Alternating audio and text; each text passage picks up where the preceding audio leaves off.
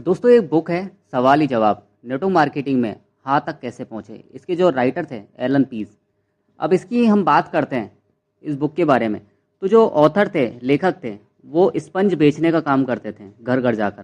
तो इन्होंने इस बुक के अंदर लॉ ऑफ एवरेज, इसका मतलब औसत का सिद्धांत, अब इसके बारे में बात करते हैं। तो जो ऑथर थे ये बताते हैं कि मैं शाम 4 बजे से 6 बजे तक जिन 10 दरवाज़ों को खटखटा रहा था उनमें से 7 दरवाजे ही खुलते थे और उनमें से केवल 4 लोग ही मेरी प्रस्तुति सुनते थे, यानी 4 लोग ही उनकी बातों को सुनते थे।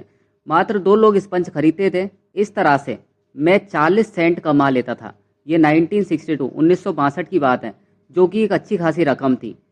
खासकर एक 11 वर्षीय लड़के के लिए मैं 1 घंटे में आराम से 30 दरवाज़ों को खटखटा सकता था।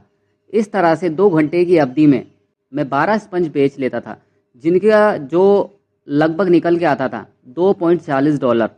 2 घंटे के अंदर की बात कर रहे हैं, जो काफ़ी अच्छी इनकम थी।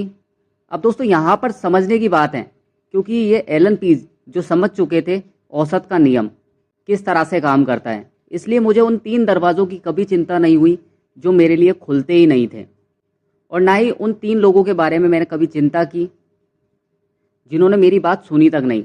मतलब दरवाज़ा नहीं खुला तो उन्होंने सुनी तक नहीं। और ना ही उन 2 लोगों के बारे में चिंता हुई जिन्होंने मेरा सामान नहीं खरीदा।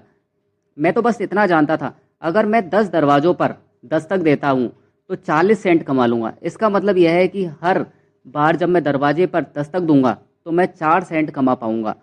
तो दोस्तों समझे आप यहाँ पर। लेकिन होता क्या है कि हम जब प्लान दिखाना शुरू करते हैं तो स्टार्टिंग से 1 से 2 व्यक्ति हमें मना कर देते हैं, तो हम यहाँ पर ही रुक जाते हैं।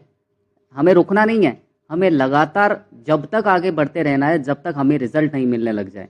तो थैंक यू दोस्तों, आज की वीडियो में बस इतना ही था। बात करेंगे नेक्स्ट इसी बुक को लेकर।